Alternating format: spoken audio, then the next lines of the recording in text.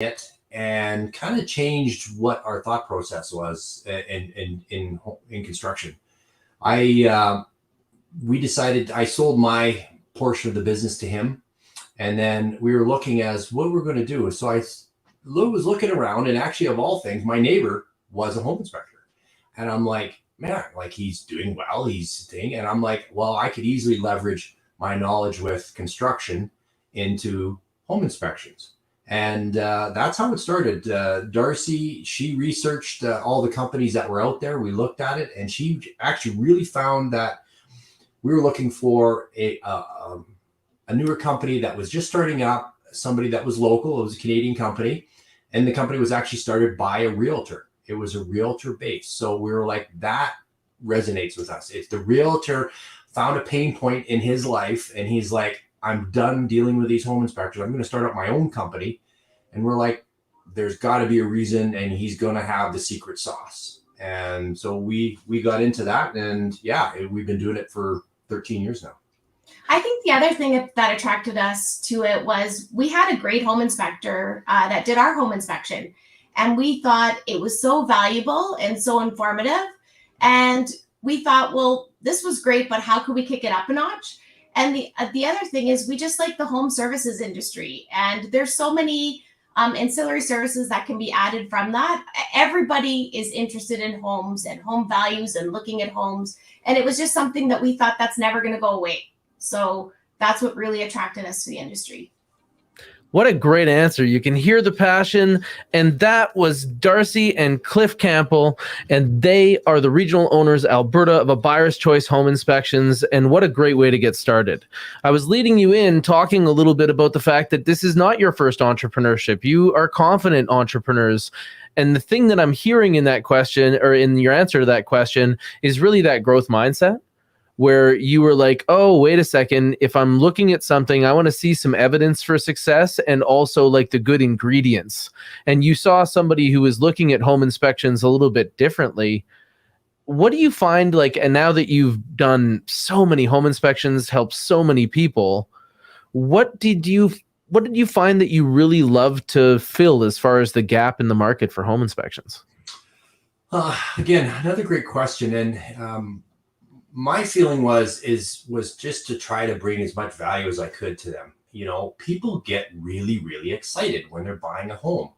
And when I started doing home inspections, I quickly realized that, you know, in this process, we have realtors that spend days, months, years with developing a relationship with their clients. We got 3-hour window to make or break that relationship. Like, because, you know, we quickly realized that realtors are the keepers of the gate. You know, they're those referrals that you get from them because they're putting their trust in you. And having that trust, you've got to really respect that trust and do everything in your power to make it a great experience. You have such a deep understanding of that. My name is Taylor, and this is Leadership Line of Sight Podcast. As always, I'm here with Scott Connors. He is the Chief Change Officer of Crankset Group. And I, as somebody who has a lot of real estate experience, I really felt that because I came from the mortgage side into the real estate side, that it was like moving from like wide receiver to quarterback. And then when you talk about like what your relationship is as a real estate agent with a home inspector, I think that as a real estate agent, I wanted people to dodge bullets. I wanted home inspectors that would say, hey, you know what? There is no pass or fail. But as we've been walking through this property, based on the conversations I'm having with this client, this might be a bigger project than they're ready for. It really is. And part of the home inspector really is there to actually not just give, you know, an inspection for the client, but he's there to actually educate the realtor as well. You know, as realtors, we really feel that it's very important for you to know what you're getting into and know your client. And for us, knowing the client is so important to understand the atmosphere and what are those conversations had with the realtor. So for us, it's really super important to make sure that they know. It's also important to put the home in perspective of its age. And I think so many people become fearful or concerned when they don't understand something. So we really encourage our inspectors to take that extra time and just make sure that the clients really understand if there is something that there is a concern in the house, it's okay because everything is fixable. And it's just really important to us that we educate the client to help them understand that every home is going to have something, but there's always a solution, and helping them understand that lessens the fear so that they're more comfortable to keep going with their transaction. Okay, you hit on something here right now, and I see Scott nodding. I want to. This is a skill. So what you're talking about is the approach of always be educating, but the second thing is how to tell truth to power. Now, we see this in so many different ways, but sometimes it's bringing in information to a group that you're concerned about. Sometimes it's your job to bring information that's going to be perceived as negative. Scott, is that what you were hearing from this as well?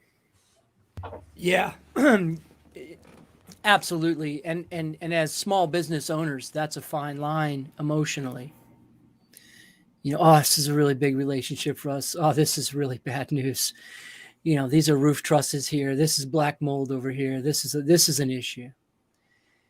And I think that being in the relationship business, which is what you guys are in, performance-based relationship business is how I would classify it. I'd like to know what you guys think about when the home inspection should be performed, because when I was the chief lending officer for Caldwell Banker here in the Midwest, one of the programs that we implemented, my leadership team and I, was when you list the house, get a home inspection, sell the home inspection as you sell the house. So I'd be interested in your take there. And the rationale was this: we already know what's wrong. Let's fix it as we go to market. Let's do that. And I'd like to get your guys' thoughts on that, please. I love that you're looking at that, because that is a big component of that pre-sale inspection. Getting in there, let's know about the issues before this thing hits the market. Let's address those things. We really love when we get those, because it gives us a chance to, again, educate the clients. It's about education, educating the realtor, educating the clients about their home, and understanding that, hey, you know what, here's some issues that you found in your house.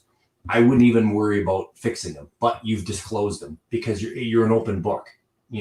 People are naturally suspicious. We live in times that everybody's suspicious of everybody else. So if you have a home inspection report that says, yeah, we've got this door sticks, we've got a crack in this window. Do you have to repair all those? No, you don't have to repair all those things, but you're being upfront and you're being able to disclose this right off the hop. It's going to save you so many problems down the line when, you've got all your usually the home inspection is the last hurdle. It's that last cog in the wheel. And all of a sudden you get a list of a whole bunch of issues. Well, you're going to have to deal with those. Now, if we deal with them up front, it just saves that time, going through. Does every house work to do it? Probably not. Not every house needs a pre-sale inspection. But if those houses, if you have some, an honest discussion with your client, and there's some things here. Well, let's get an inspection here. Let's put it all out there first. Let's know before so we don't get the rug pulled out from underneath us at the end. Well, and I think nobody likes surprises. So if you can take away the element of surprise, it also takes away the power of negotiation on the buyer side. If I'm a seller, I want to know ahead of time what issues I have the chance to address it, and then I have a chance to adjust my pricing accordingly, so that if somebody comes back with something, I can say, I already took that into account in my pricing. So I think it really takes away that element of surprise. And we have a program, and I think it's a great program, where we do the pre-sale inspection, but then we also will transfer our warranties and do a walkthrough with the client. Because for us, that time with the client, not only informing them about their home, but we're also giving them some maintenance tips and other things so that they feel really comfortable by the time they're getting in the house. Yeah, the absence of surprise is knowledge. Yeah. And if business owners and real estate agents or business owners understand that, I'm selling something, I need to know everything about it. Yes.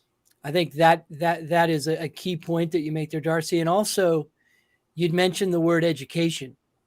There's no doubt that you guys are in the education business, and the sooner you can educate all parties onto the status of that property, the sooner you get in and get your job done. I also feel, I'd like to get your take on this. I also believe you're in the strategic alliance business. I call it the I got a guy syndrome. Yes. And so, this is what's wrong here. This is the problem we've uncovered, but it's okay. I got a guy. We'll send her over to give us an estimate. What are your guys' feelings on developing those strategic alliances in your business model? I love what you just said, because it's true. And that's part of like our DNA in teaching home inspectors and teaching franchise owner. You always want to be the resource. You want to be the go-to person. I got a guy. I found here's a problem, but I've got someone that can solve that solution. Be the solutions person. Be the go-to. If that's you're the go-to, then you're establishing that relationship. People just feel more comfortable with you. And when you have a guy, you got to be able to trust that guy. So again, it's one of those things that it's a constant relationship thing that you're developing and following up and showing that you're engaged. Engagement is a key component. Well, and I think being a home inspector, you have some level of expertise. So you know what tradespeople do know their stuff and who don't. And so I think it's a valuable asset to be able to pass that information or that resource along to your agents and to your clients, to be able to make sure that whatever work they're getting done on their home is going to be done correctly, and they can be confident in that. Yeah, I think it's a lot about alignment as well. Seeing what the people around you need. Like home inspectors are key for agents that even need service calls. Yep. As a listing agent, sometimes it ends up being that the buyers have a home inspection that we don't agree with. Now, this is the biggest challenge in the marketplace, where it's like a team of buyers and a team of sellers. And so the buyers are going to bring in their own home inspector, and though they may have just met them and that may have been an introduction from their agent or from a friend, that's their person that they're kind of relying on. Mm-hmm. And then when they present information, we never get all the information. We get snippets of a home inspection because there's a value to that home inspection and they don't want to part with it without exchanging value. So they'll send us over a couple of little things. And then after that, it's like question time. Like, how much does any homeowner know about their house, or about like the specifications of their furnace or their shingles or whatever the inquiry is about? So at that point, it just creates this common trap. And so what we found is a great solution is contact your friendly neighborhood home inspector and have him go in or her go in and talk about take a look at what they had diagnosed. So then we're going to be able to classify it as either a problem for that buyer or a problem for all buyers. And that's what I think Scott was alluding to, and what you guys were supporting, is if you do a home inspection as a seller, if there's going to be something that's going to come up with every single buyer, fixing it is the key, because in a buyer's eyes, it's twice as much as what you could buy it for. It really is. That part of the relationship and having the trust of your realtor that, hey, I trust my home inspector. Trust is key. Like everything in this thing, if we trust somebody, we're going to want to work with them. And we really believe that if you're the trusted expert, you're going to go in and you're going to give that right advice. People are going to believe. And as you establish that trust in the industry, you have some weight to what you say. In my market down here, we're blessed. We have better than 50% of the market share in the home inspection industry in Lethbridge. Like, we do a lot of inspections here. And when we go in and say something, the realtors and the home, they trust us, and our word has some weight. So, again, that comes down to being educated and experience and all those other things. But it's really, really important to have that trust. And it creates brand equity. So that the brand name is synonymous with trust, synonymous with value, synonymous with honesty. That's the perfect place to be. Yes, we agree. And we hold that very highly. We ensure that our inspectors are properly trained and they're taking the highest level of inspection training, that they're getting that field mentorship, and that they're properly ready to do the proper job. Because at the end of the day, that's one thing for us as a company that's truly, truly important, that we're doing the best job for our clients and that we're doing the right thing. And at the end of the day, that's got to be the number one reason why we're doing something. Totally agree. And that's something that you really exemplify. So where I often run into Darci and Cliff is actually with some friends that are always around interesting people. You know, we had Chris Cummins on the show a few weeks ago, and anytime that I see there's certain parts of anyone's network that's almost like a filter. Yeah. Where like what I notice is among that group, people with growth mindset are able to flourish, and they end up doing like dynamic work. And that was one thing that I noticed about you when you were coming to initially talk with me, was I was like, wow, you know, for somebody who's done so much, you're so curious and bright. It's got to be an interesting perspective. How do you resist trying to do everything? I think that's been a challenge for us. We actually just came off of, we did a 6-day date with destiny with Tony Robbins. And we've really been enjoying doing their events because it really makes you stop and take stock of where you're at and what you're doing great and what you're not. And I think that for me, it's always a work in progress, because I do have the tendency to want to do it all, because I do feel such passion for trying to always inspire positive change in everything that I do, that I do tend to do too much. And I really have to remember that we've got a great team of people that work with us, and I have to remember to let them step in and do what they're good at in order for me to focus on the things that maybe I am a little bit stronger at. That is the most missed element of small business owners right there. They work in the business, so they're not working on their business. And that is a beautiful transformation. Thank you, Tony, for bringing that about. And congratulations for you guys recognizing that and recognizing the importance of it. It really has been key, because, you know, was a big thing in small businesses. You know, you have staff, you have employees, or if you have, you know, for us, it's independent franchise owners, you know, that we work with. These are independent, and it's no different in the real estate industry. You know, you have a Remax office. We owned, you know, we were part owners of 6 Remax offices, so we understand that relationship too as well. They're all independent business owners inside an office, you know, under a common brand, you know, and it's a brand that they trust. You know, there's a reason why they go to these brands, because it's a trust factor.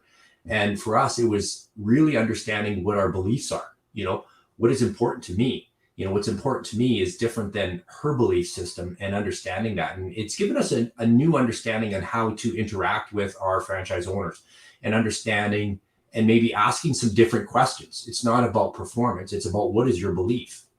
Well, and I think the other thing that's really important is, in any business, like, we own a couple car washes and we have staff that are working with us, but I don't ever consider them employees. I actually consider every single person part of our team.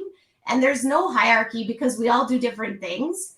And we also consider that with our home inspection side. Everybody is a business owner, and everybody's empowered to do things and act in their own accord. And with anything, you know, we always say anything is possible. What's your passion? What do you want to accomplish? And let us support you in accomplishing that. Because when people feel empowered, they can do amazing things. I think maybe, Darci, you need to run to be the next Prime Minister of Canada. I think what I'm saying is that's it. You nailed it there for sure. Yeah, we have a lot of fun in what we do. We really do. And we always look for ways to make it interesting and fun. Like, we hold little contests and we do things just to encourage each other and help each other reach the next level, and you know, make it fun and exciting. Because I think, you know, it's all great that we're all doing these things, but if we're not also having fun along the way, then what's the point? I love novelty. Okay. When I notice like how it like brightens people's day and makes them smile. And I found this story about a CEO of a computer software company, and the software had upgraded to the point where they had this really harsh decision to make. The decision was either to lose 30% of their clients that couldn't afford the computer upgrade, so they would be able to operate, or they could try to subsidize some type of computer lease for this group of companies in order to drag them into the new age. But the biggest thing is that the new platform wouldn't talk to the old platform. And when they had estimates done by several different engineers, I think that the cost ended up being like $8 million to make that bridge. So what the CEO did is he brought in a Nintendo Wii, the Christmas that they were really exciting. And the one thing that I really liked is how he controlled their perception of the problem.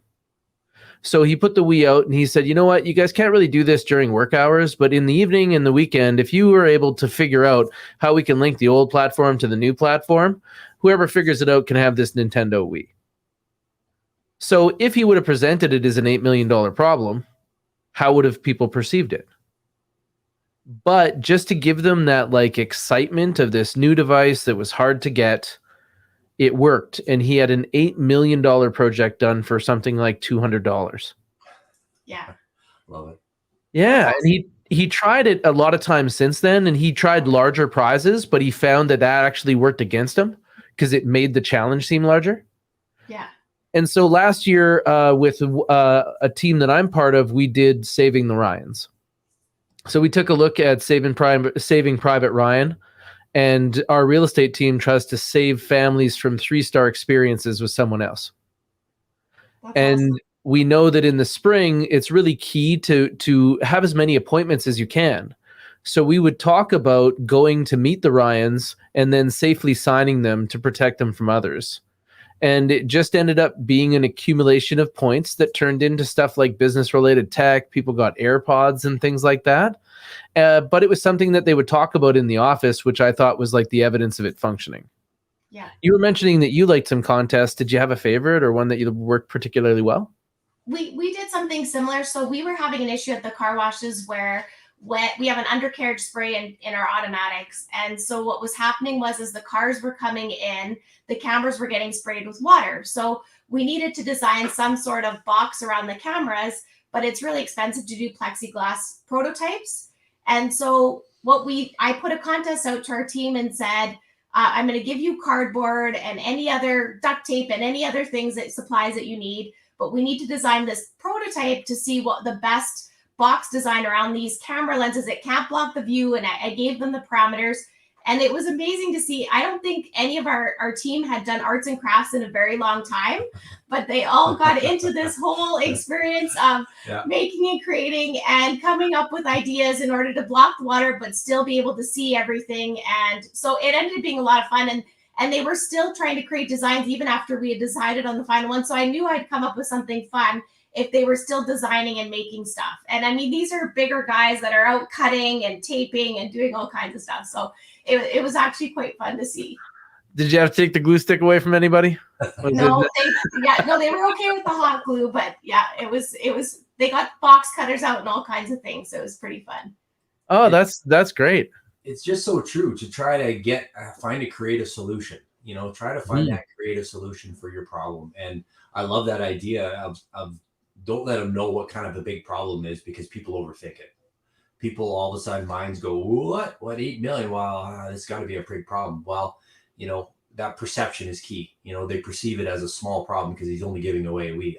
It's got to be an easy fix. So your brain changes, your thought process changes. You're thinking it's not as big as it is. You're able to do it in small pieces.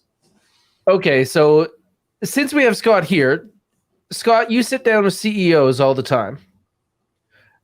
How prevalent is this problem? It isn't a problem. It's a reality across the ecosystem. Not to, there's a lot of great leaders out there. Let me be clear, but the way we lead today, post-corona, is vastly different from the way leadership was done productively before it. Creativity is one thing, but giving people the space to be creative, allowing them to come up with the solutions, making it fun, is mission critical. It's a virtual workplace today. It'll remain a hybrid workplace forevermore. And so how do you get engagement? You get engagement through Wii's and glue guns. Yeah. This is our problem now, not my problem, and this is how we're going to solve it. Yeah. That entire dialogue has changed, which is why you'll find in the coming years that most of your major leaders for your major organizations are younger, are more diverse, And we're going to see a lot more women than we do men in these strong leadership positions, because women enable. Women know how to take the ego out of the room and put creativity and thought process into it and introduce those concepts. And so super exciting times to see small business owners like Darci and Cliff really embrace those new realities and live within them and let their people thrive. It's a great point. I find it's so true that, and understanding yourself, this, we are big Tony Robbins fans. We love the processes and the growth and the learning, but learning male energy versus female energy, feminine versus male. And male, there's a problem. I'm gonna fix it. I'm gonna be the guy. I'm gonna fix it. You guys think women are gonna think about it. They're gonna come up with solution. They're gonna talk and they're gonna kick it around and they're gonna go home with it. And they're gonna find innovative ways to do it. Guys, there's a problem ahead. I'm gonna knock down that door and I'm gonna fix the problem. When sometimes that's not the reality. We used to do it that way out of just sheer boldness and doing it. But there's if we can find a better way, I think it'll be key. Yeah, and we were raised that way as men. I mean, let's be honest. We were raised to take charge, take command and control, get the job done, do the work yourself. We were raised that way. It's a new world now. It's a new reality. We need to be more compassionate. We need to show our softer sides. We need to show vulnerability as leaders. And I consistently tell CEOs that there are only 3 character traits that are must-have to be a leader. The first one is consistency. We can't come home one day angry and happy the next. That inconsistency, the way we go to work, that inconsistency of our attitudes and our behaviors resonates throughout the company. And now it's all of a sudden, how's Scott going to show up today? Which Scott are we going to see today?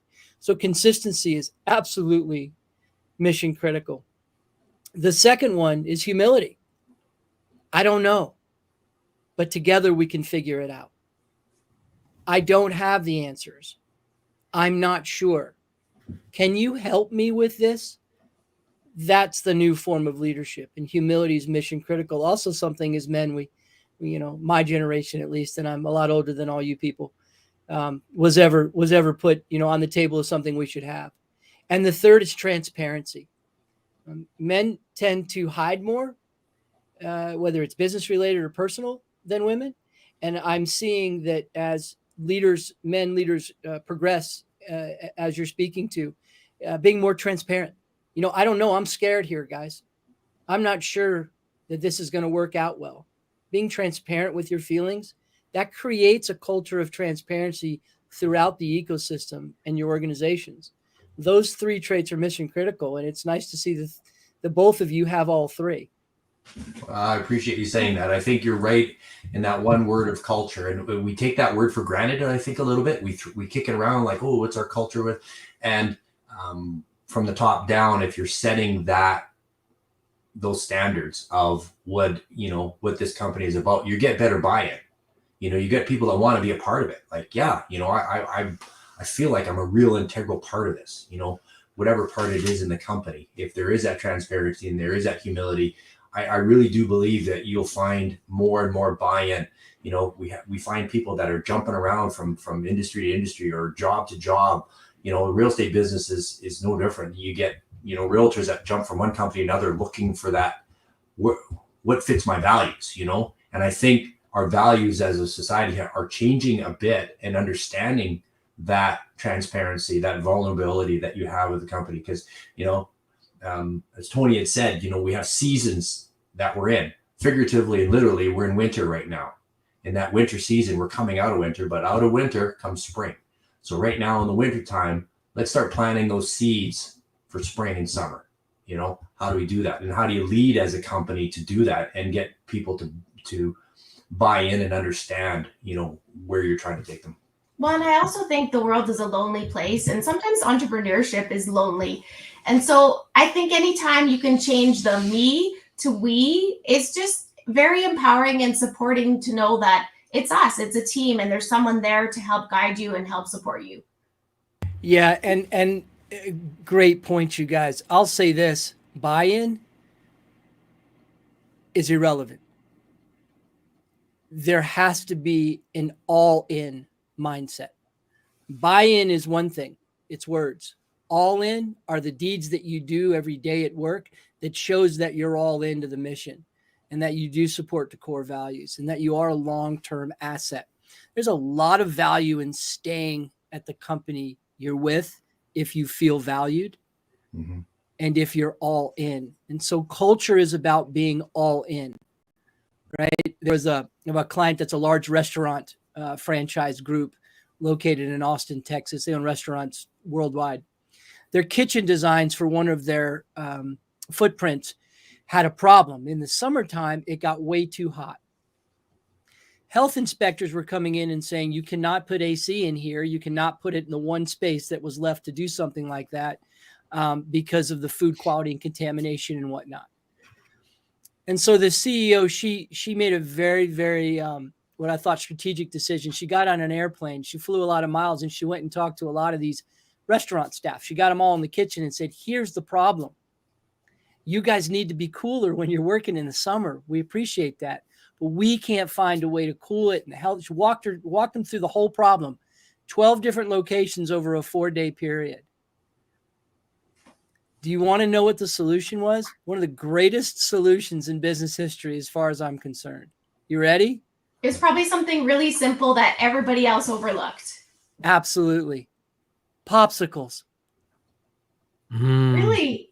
Eat popsicles out of the kitchen, health code, of course, but take a popsicle break and cool your core temperature down when it gets too hot.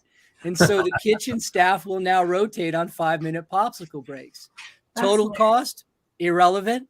Popsicles. That was 4 years ago. They're still doing it today. They've changed plans, obviously, kitchen plans for new stores. But the best solution comes from the people who are doing the work. And that is empowerment. That is culture. And that's an all-in proposition. So is that what we were seeing here? Scott sends me over some clippings, all kinds of stuff that he watches. And this is not something that anybody has to prepare for, but more so that we want reactions on. Scott, what do you see and where are workers going? Yeah, so appreciate the share here. And I'm anxious to get Darci and Cliff's read on this.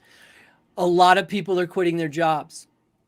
A lot of people have been given the opportunity to quit their jobs from the government subsidies of Corona, the equity markets, savings, home price values when they sell them and downsize, all the things we know about as human beings that are actually living and working.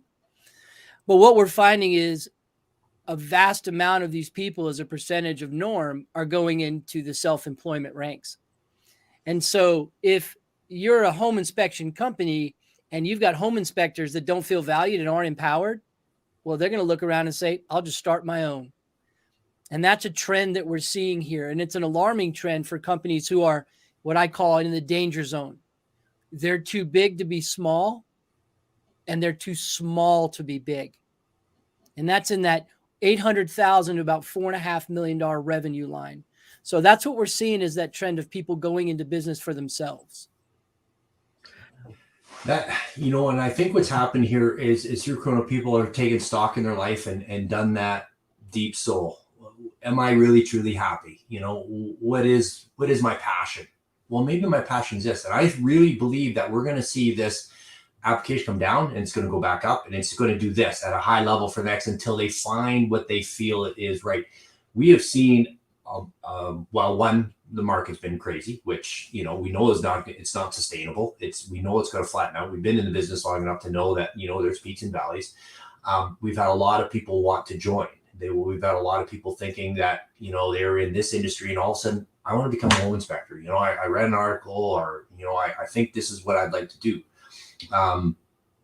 Our job too is to educate them on what it's about, because we want that all buy-in. It costs a lot of money to bring somebody on, get them educated, get them trained, get them into this thing and have them within a year or two not perform and then say, this really isn't for me. Your company just levels right out and you spend all your time training and bringing people up to speed and you're not getting the results because that's not really what their passion is. So I think as a small business, it's really important to really have good conversations with those potential people that are like, I think I want to do this. But that falls back into us, what I think has been amazing for us is understanding human values and what do you value?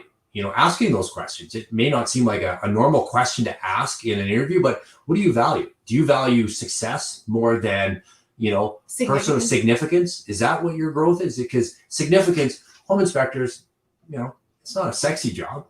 It does. Well, I think it is. Well, I do too, but what is a home inspector? That type of thing. So I think for us as business owners, when you're in that thing, it's a different conversation now.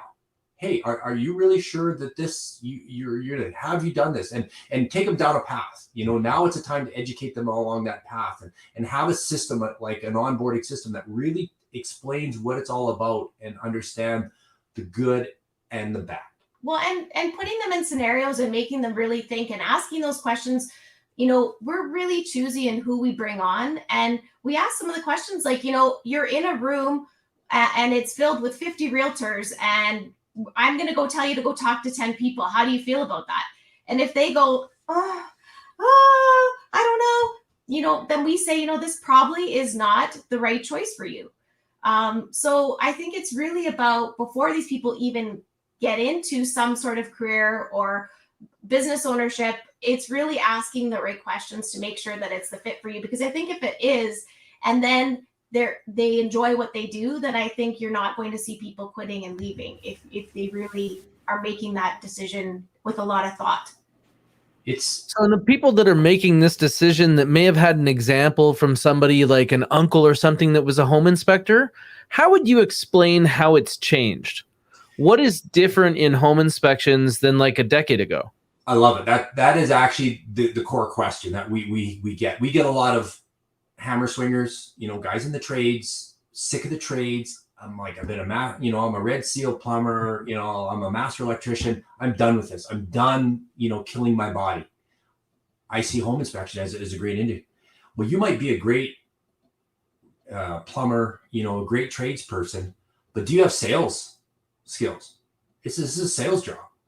We're in the sales business, and realtors. It's business ownership. It's entrepreneurship. Entrepreneurship. It really is. And part of entrepreneurship is you got to be able to sell. I can hang a shingle out my door and I can be the most technically amazing inspector in the world.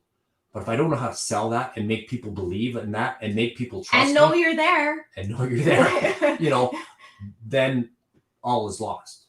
So I think people are looking that they might be there. Now we can train those skills, but you have to have as part of your core beliefs that I can do this, that I'm okay. That has got to be part of who you are. It's very tough we can train the technical side, but to train that ability to market, to run a business, to see the bigger picture, not just the specific job. There's a bigger picture.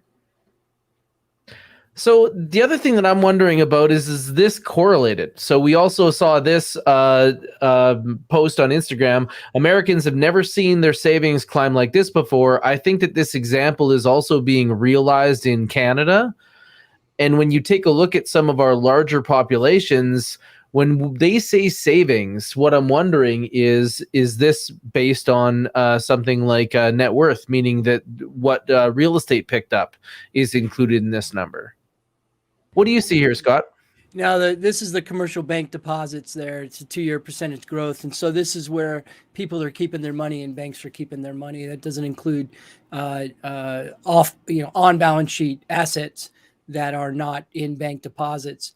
But what you do see here, and to Cliff's point, which is extraordinarily valid, people are taking a look at introspection. They're looking at what they value. And what they're doing is they're really starting to think about their purpose and their passion. And when they find those two things, at least in dialogue with themselves, they say, well, I'm worth more money. If ever I was going to invest in myself and start my own enterprise, now is the time. So there's your correlation. I have $40,000 in the bank where I had 14 on average. What am I going to do with that extra 16,000? What am I going to do with that money? Well, why don't I start a business? Why don't I do what I'm passionate about? And there's your correlation between new business startups, new business license applications, which is the core where you look at it, you really look at it, versus that increase in savings. That's your correlation. And how does that relate to your franchise holders when people are considering this? So let's say that they are the right fit. And I think the way that you are defining right fit is it's not just someone who can create value, it's someone who can articulate their value. Yes. And so when you find that right fit and they were asking you like, I'm really thinking that I might be a good choice for a buyer's choice home inspections, how much money do they need to have in order for you guys to be comfortable? Like with real estate, when people come here and they're like, I want to be a real estate agent and I've saved up and I've got the money for the course. And I'm like, okay, and then what?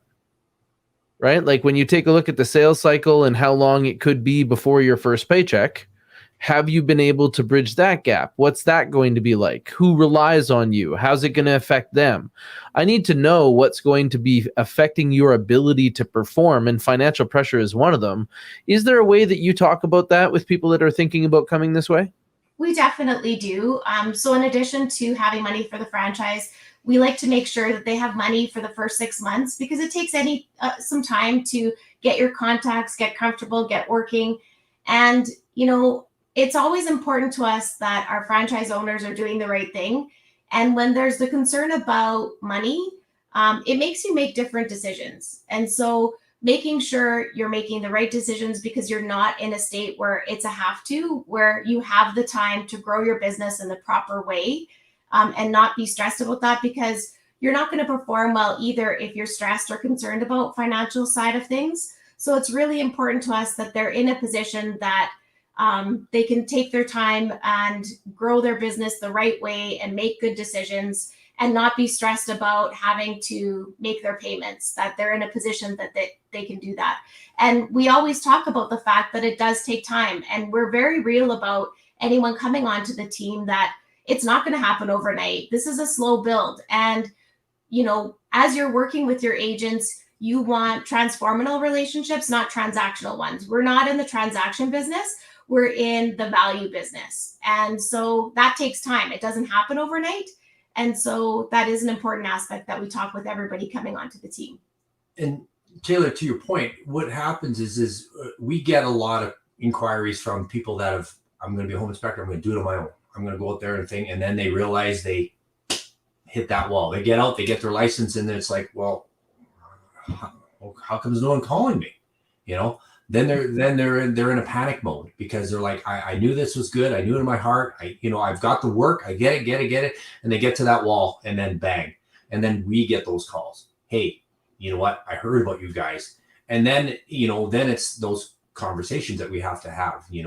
Are you really the right fit for this? It's different conversations. It's tougher conversations. You have to have people, because they have to have their beliefs have to equal their life, and if they don't match that thing, happy or unhappy. So their belief system is I think is key. And that's what we really understood, that it's changed how we interact with our franchise owners.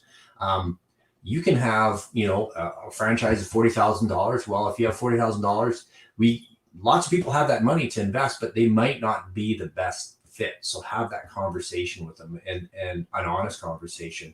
It'll do you way more good and way more benefit to you and your company. And we want to set people up for success. I mean, at the end of the day, that's really important to us. We don't want to put someone in something they're not going to be successful in. So really setting people up for success is important. Yeah, I call that fit.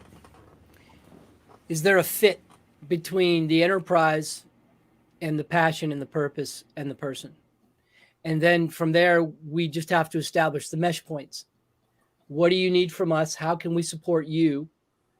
What tools do you need, and what training do you need? And that second one is where I'm spending a lot of time right now on the front end, is with training and specifically to sales, right? Because to your point, you're not in the transaction business. I would also argue that price is no longer a factor in decision making. Price is a word for yesteryear. The word today is value. People need to understand the value, and you build value through performance last and relationships first. And so if you're onboarding somebody or making a potential decision on whether to offer the franchisee, the opportunity, the first thing that they're realizing is the power of brand, because the phone didn't ring when they hung up their shingle, did it?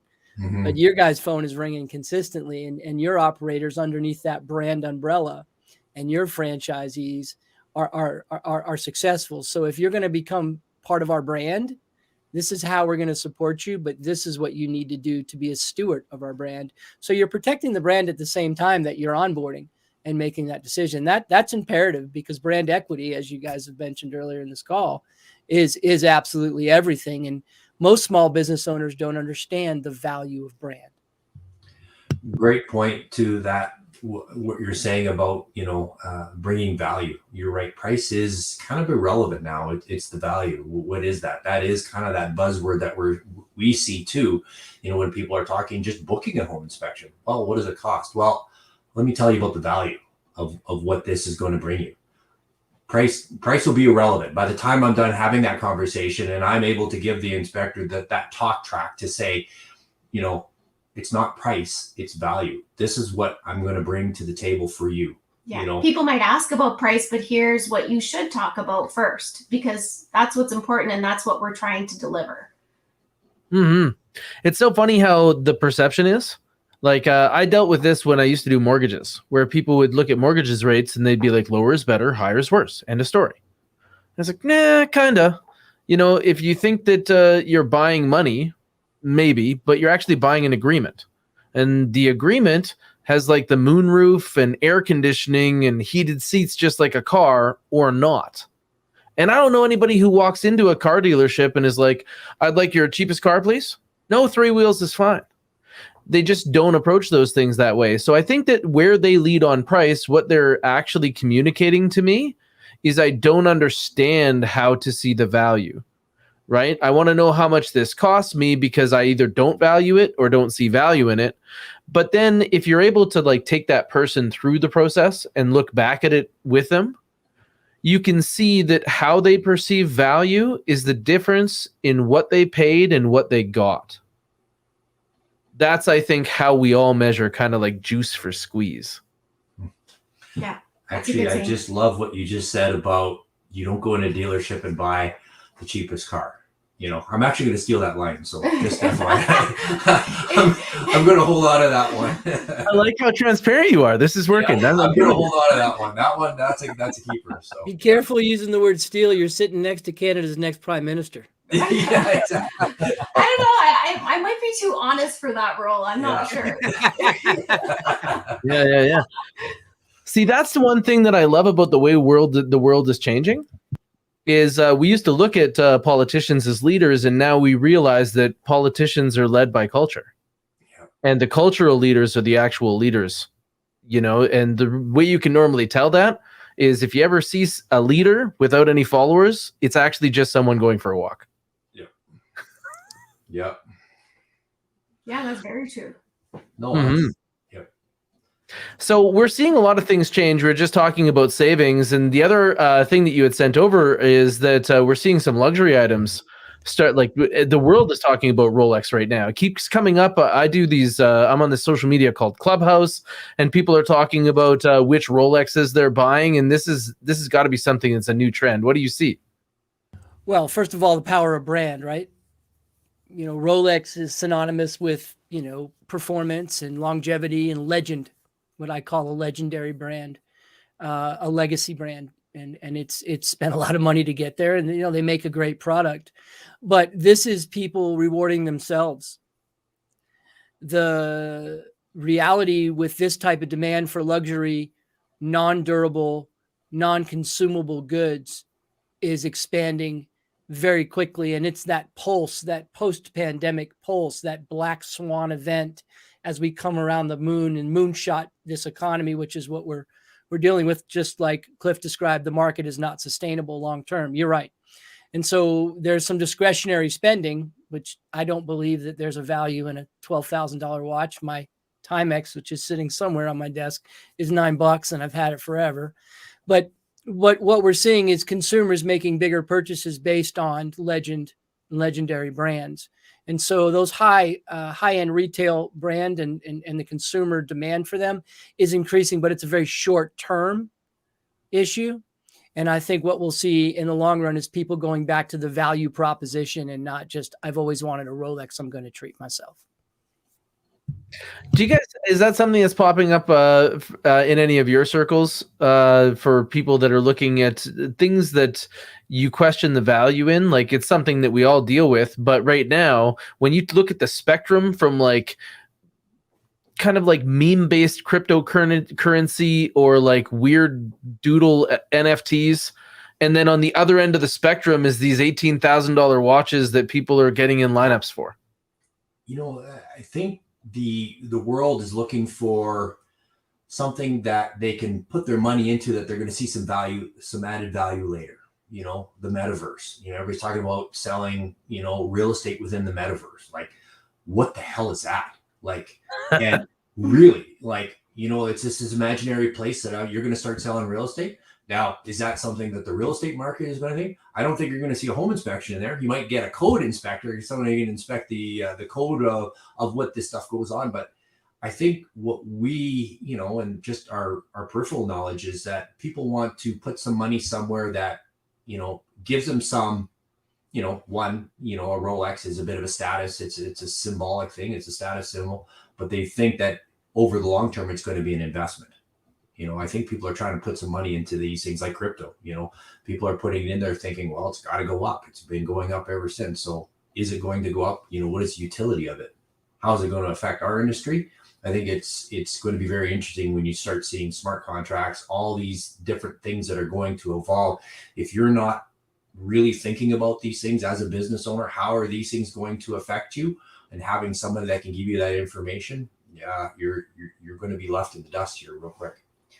And I kind of relate to you as well, where I my watch is just fine. It doesn't have to be anything amazing. So I struggle with some of those things because I for myself, I don't put the value in them.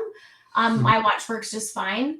I also think, though, there's some companies out there that are taking advantage of the opportunity to market in different ways. I mean, you look at Kylie Cosmetics, part of their success was planning to only have a certain number so that people knew it was going to run out, so there was more demand for the product. And I think people have been so deprived with COVID and everything that's been going on that there's almost this pent up excitement over things that they can't have, so they want it even more. And I wouldn't be surprised if there's some companies out there that are purposely having limited demand just to increase limited supply, so that there is increased demand. Well, Ford did it with the Bronco. 100%. Yeah. It's the same thing. And so you're absolutely right. There's what I call false demand. And so the scarcity mindset into the abundance bandwagon technique of, oh, look at that, bright and shiny and new. I have a question for the two of you as we wrap things up today. If you had any advice for folks who are small business owners, the mistakes that the two of you have made, because it always wasn't a rose garden, I'm going to guess. No. What advice would you give a small business owner? Doesn't matter what industry or what application. What advice would the two of you give either a new small business owner or an existing small business owner? I'll let you take the lead. Okay. Well, I would say, first of all, figure out what you're good at and figure out what you're not good at, and hire out the things that you're not good at and focus on the things you're really good at so that your business can function better. I would also say, make sure you have a plan, a bigger vision, because I think you can, when you have a bigger vision, you make better decisions. Make decisions in a good state. Plan for every week. Ask yourself the question, what do I need to execute this week? Be very focused. And I think at the end of the day, one of the most important questions that a business owner should ask themselves is how they can serve somebody better today. Because I think if you constantly ask that question as a business owner, how can I serve someone better today? You'll make good business decisions. So this is a lot about awareness. So you want to be aware of who you are so that you can understand what to do and what to delegate. You want to understand how people perceive your value, so obviously you can articulate it. And you want to understand where your limitations are. And that bigger picture, I always feel like that's like a floodlight, where the people that are navigating without seeing the whole map, that's the symptom, I guess, of not making or crafting a vision that people can become stakeholders of. Cliff, do you want to field the same question? Yeah, it seems, it seems a little corny, but you've got to write down your goals. You got to write out a plan. What's your plan? Write it down. Like I want to double my income. Well, exact numbers. And it does come down to writing things out and understanding your values. I go back to this very many times. My values are different than her values and what I value. I used to value significance and think that was important to me, and understanding that, well, man, that is not really a helpful thing for me in my business. I need to value, more the education and the service and the growth and contribution. If I value that more and understand that that's value, the abundance will come. But write your stuff down and really do a deep dive on what you value. Do you value certain things? And if you value certain things, there's always certain industries that you will gravitate to. So and lead with passion. Like, we all can accomplish so much more if we have a passion and we love what we do. So I encourage everybody to really think about, what do you love doing? Because if you love what you do, you're going to be really good at it. And that's what we're encouraging our kids to do right now as they decide eventually what they want to do, is think about the things that you really enjoy and what you love. That's great advice. And I think that both of you are really, it sounds like you're comfortable in your own skin and that you've done a lot of self-exploration in order to achieve the growth you've had. Scott, do you have anything to add to that? Yeah, first of all, both of you well said. If I owned real estate in Canada, I'd be calling for a home inspection right now, because I know I'd get it done at a good value and it'd be done very well. I think goals are something to rethink. I think we need to replace the word goals with waypoints, and to Darci's point about vision. So this is where we want to go. It's not about the goals that we have to achieve. It's about the waypoints that we have to get to on the way there. Waypoints are a collective value. Waypoints, everyone can contribute to drive in a certain direction. Personal goals, I think, should correspond with the waypoints and the ultimate vision. I think we make the mistake a lot of times in the entrepreneurial mindset of having our own personal goals and working towards those versus setting waypoints on the course, on the map to the vision. And mission serves that purpose, and waypoints are those mini missions along the way. We need, as entrepreneurs, to just separate those two things. These are my goals, but these are the waypoints the company needs to work towards to get to our vision. And if we get to that vision and along the way, these goals will be met. Yeah, I think that's well said as well. I love that idea. And I equate it to like Google Maps. Google Maps will give you 3 different ways to get to your point. One might be faster, but you didn't know that there was an accident there, and you can't go. So you got to reroute, and waypoints is a great way. I need to get there, so I'm going to go to this point first. How do I get to that? And that vision will change. And small business need to understand that their businesses, they have to be flexible and understand they can't be don't be so rigid that it has to be done this way. They've always done it this way. Explore. Educate yourself about you first. Then you'll really understand where you want to go with it. Yeah, and be adaptable to the changing patterns and recognize that, because we all have to adapt. I mean, none of us ever thought we were going to be doing business this way. And when COVID hit, it changed everything. And the people that were able to adapt were able to be successful. Yeah, and to use the Google Map reference, and this is going to be a lot of what I'm saying to companies through the rest of this year into the first quarter. If you're going to use a Google Maps approach, click on the choice that allows you to avoid highways, because everybody needs to slow down. Yeah. We're making decisions too quickly. We're making the wrong decisions too quickly, or we're making too many right decisions that's burning our people out. Yeah. So I'm preaching this right now to companies of every size and shape. R3, I'm calling it. Rest and let your people rest. Just take December and please rest. And then on Christmas morning, after the presents have been opened, in the back of your mind, start to get ready. So rest and then get ready, because Q1 next year is going to be relentless on every business of every size and shape. Well, I'm going to take that, because we're just posting about the end of the year. So I am going to encourage that, because I think too many times we always feel as entrepreneurs we have to go, go, go. And I'm really trying to take that advice for myself, because I'm that person that at 12 o'clock at night, I should be sleeping, but instead I'm reading an article or sending an email or doing something. And what I really took this time from our Date with Destiny with Tony Robbins, and I know we've talked about him a lot, but is that I can't pour into anyone else's cup if my cup's empty. And I think we all have to remember that as entrepreneurs. It's really easy to get burned out, but it's really important to make sure we're filled up, because we're going to make better decisions when we're in a better state. And I have to say that Tony Robbins has been a big effect on me. I've only seen him once, but the former executive assistant for Tony was a person named Storm Fletcher, and she's been a mentor for me for years. Really big influence for me as a public speaker and so on. Just wonderful. And one of the things I noticed about Tony that applies now is what he talks about when people feel fear. They feel closed. They feel tight. They don't feel open to themselves, to the world, to other people. And what I've noticed is that I think that the reason that we saw savings go up, I think that the reason that we're seeing these shifts is that people are in defense. And the truth is that when Scott's talking about get ready to dream. There are so many people that aren't looking forward. They're so afraid of planning far ahead because it's been questionable day to day, that they are not going to be able to navigate and build waypoints the way that we were talking about. And that's because they won't cast their vision out into the dark.